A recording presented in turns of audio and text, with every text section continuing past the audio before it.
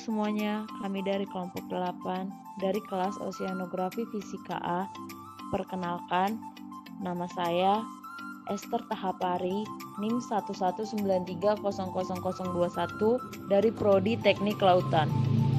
Halo semuanya, perkenalkan nama saya Jessica Buruginting, NIM 119160006 dari Prodi Matematika. Di sini, kami akan menjelaskan tentang fenomena El Nino dan La Nina. Berikut topik pembahasan yang akan kami jabarkan.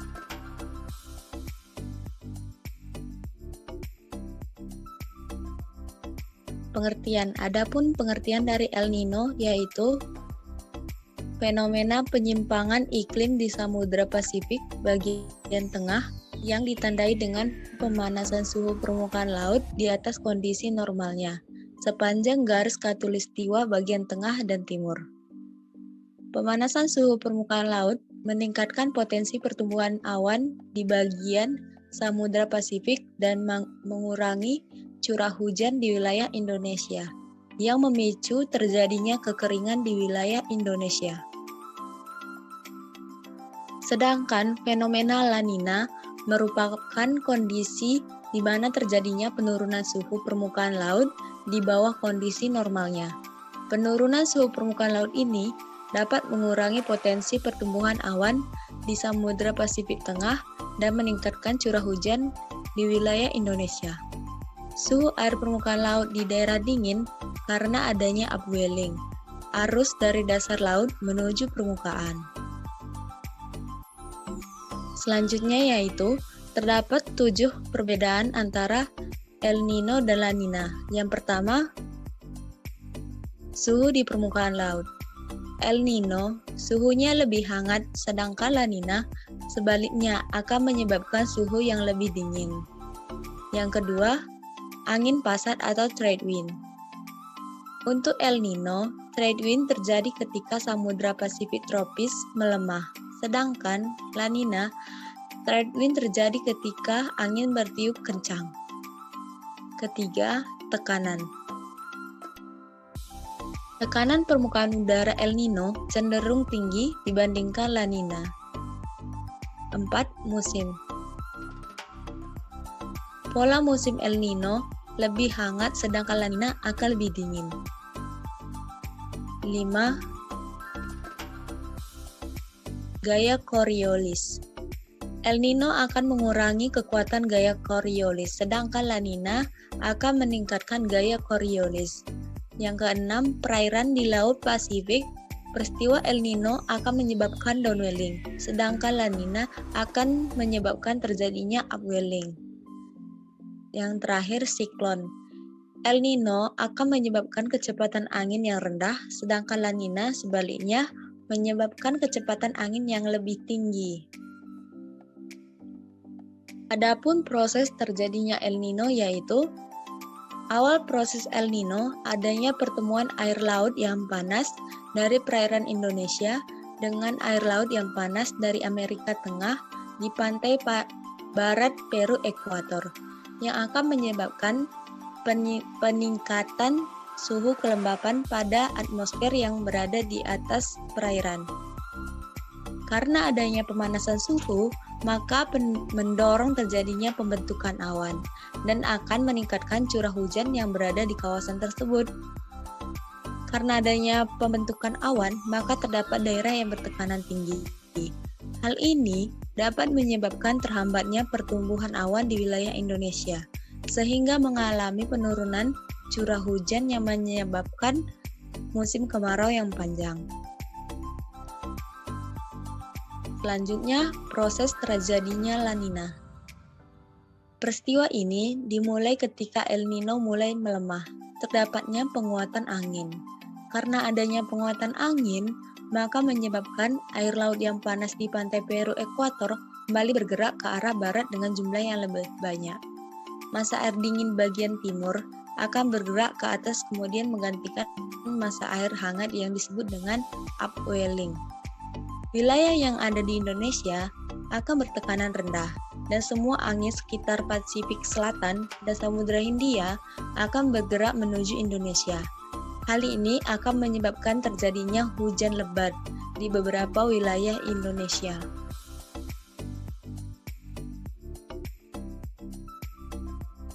Selanjutnya yaitu dampak terjadinya El Nino di dunia. Yang pertama, terkait dengan iklim. Kaitan antara efek-efek iklim pada tempat-tempat berjauhan di dunia dengan fenomena El Nino telah disusun dengan baik selama tahun 1920-an ketika para ilmuwan Amerika Selatan sibuk membuat dokumen efek El Nino. Ada dua ilmuwan pada saat itu yaitu Walker dan juga Profesor Jacob dari University of California. Walker ini membuat osilasi dari bagian selatan untuk menggambarkan naik turunnya musim hujan di daerah bagian selatan. Walker juga mencatat bahwa gerakan angin musim dengan indeks rendah biasanya dilanda dengan terjadinya kekeringan di Australia, Indonesia, India, dan berbagai daerah di Afrika. Lalu pada akhir tahun 60-an, Profesor Jacob ini menambahkan beberapa informasi lainnya yang sedikit membingungkan. Dia menerbitkan gambaran tentang perputaran badai pada garis temperatur lintang. Yang kedua terkait dengan angin, mata air, dan jaringan makanan. Pada sepanjang garis ekuator atau Pasifik ke arah barat, yaitu dari Pulau Galapagos sampai ujungnya, dan pantai perairan Peru dan pantai ekuator cenderung menarik permukaan air laut di sana. Rotasi bumi juga berpengaruh pada permukaan air, seperti yang dapat dilihat pada hemisfer bagian utara atau bergerak ke kanan, dan hemisfer bagian selatan atau bergerak ke kiri. Yang selanjutnya terkait dengan angin. Sekitar berlangsungnya tahun-tahun El Nino, terutama pada timur Pasifik, maka laut akan meresponnya seperti antara lain thermoline, sepanjang ekuator akan datar dan tinggi di daerah barat dan menurun beberapa ratus kaki di bagian timur, sehingga upwelling tidak dapat lagi memutar air yang dingin dan banyak mineral dari bawah ke atas. Upwelling di daerah ekuator menurun, akibatnya menurunnya pasukan persediaan mineral untuk makanan. Penarikan air dingin untuk muncul ke permukaan menjadi melemah bahkan hilang. Selanjutnya, terkait dengan kolasi bumi. Menurut Dr. John Gibson, sarjana geofisika dari Pusat Penerbangan Antariksa NASA di Greenbelt, bahwa energi yang terjadi dari bumi menuju atmosfer atau antariksa dan menyebabkan rotasi bumi melambat walaupun sangat kecil. Dia menegaskan bahwa puncak kelambatan rotasi bumi ini terjadi pada bulan Juli 1977. El Nino memperlambat rotasi bumi sampai sekitar 800 mikrodetik atau hampir 0,001 detik. El Nino ini berdampak pada kondisi iklim planet. Berdasarkan pengalaman selama beberapa periode El Nino telah memperlambat rotasi bumi pada periode 1982 hingga 1983. Tetapi tidak sebesar yang terjadi pada bulan Juli 1977 yang memuncak hingga 800 mikrodetik. Yang terakhir, terkait dengan bencana alam. Fenomena alam yang disebabkan oleh El Nino ini, yaitu banjir bandang yang melanda ekuator di Amerika Selatan, kekeringan yang mencengkap Indonesia, dan badai es di kawasan Quebec di Kanada dan Laut Amerika Serikat. El Nino juga menyebabkan terjadinya perubahan berbagai jenis arus samudra yang terjadi pergeseran skala besar dalam arus angin dan arus lautan. Ditambah lagi oleh Gibson bahwa El Nino berkaitan dengan relasi perubahan drastis seperti panjang hari semakin lama dan jumlah terbatas. Selanjutnya dampak terjadinya El Nino di Indonesia.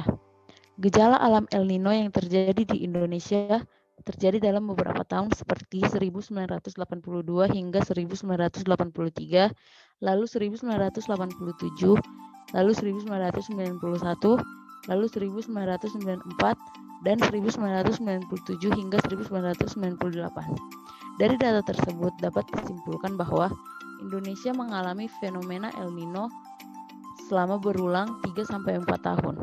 Menurut Dr.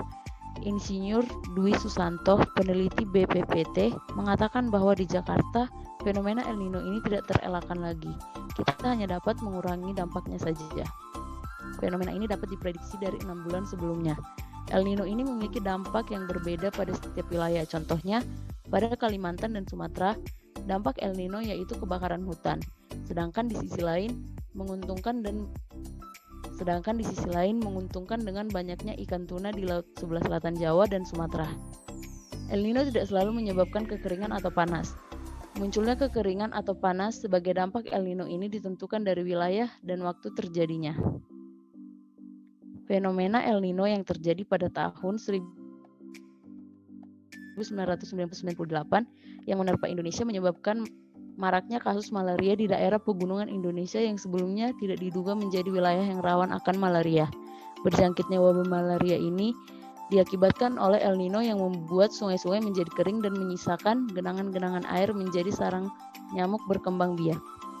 Selanjutnya, dampak La Nina pada dunia. Dampak La Nina di dunia dan di Indonesia. Yang pertama, dampak La Nina di dunia.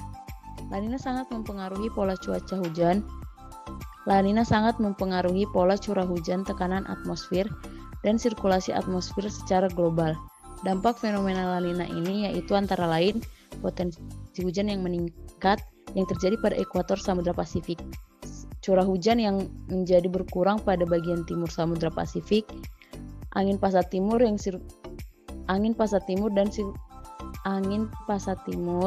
dan sirkulasi monoson menguat, terjadinya bencana hidrometeorologis seperti longsor dan banjir, beresiko merusak tanaman seperti tanaman semusim, serta sawah karena hujan yang berkepanjangan dan hingga banjir. Berkurangnya tangkapan ikan para nelayan karena berkurangnya klorofil A yang adalah makanan di laut. Selain itu, dampak positif dari La Nina ini adalah pertanian. Karena pada pertanian, kondisi perairan di lahan pertanian akan tetap basah dikarenakan hujan yang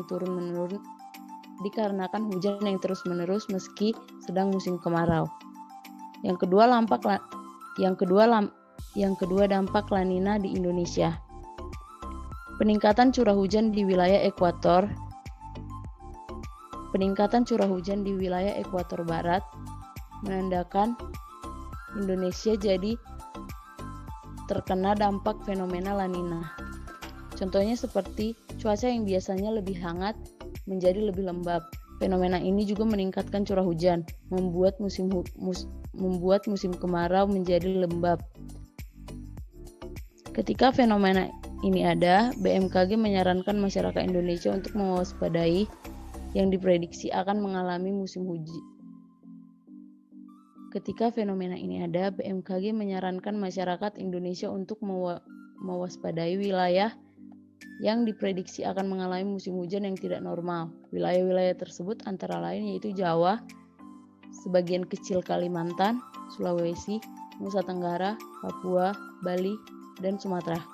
Wilayah yang tidak memiliki resapan air yang bagus seperti Jakarta dapat memperburuk keadaan karena beriringan dengan terjadinya banjir yang dilanjutkan oleh munculnya berbagai penyakit yang menular seperti kolera, disentri,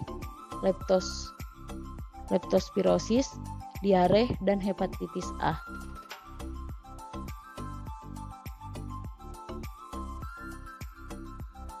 Selanjutnya adalah daerah di Indonesia yang mengalami fenomena El Nino dan La Nina. Yang pertama yaitu Riau.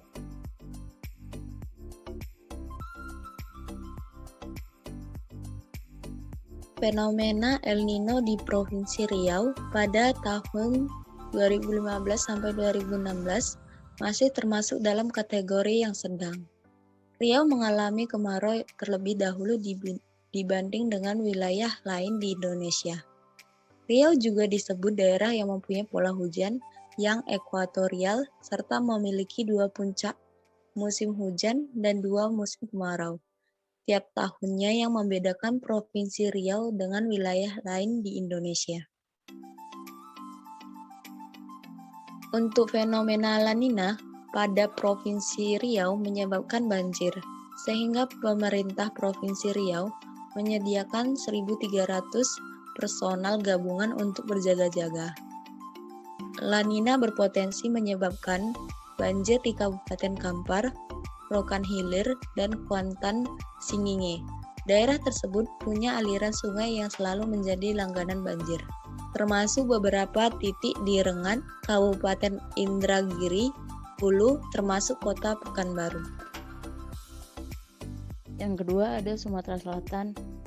Akibat dari fenomena El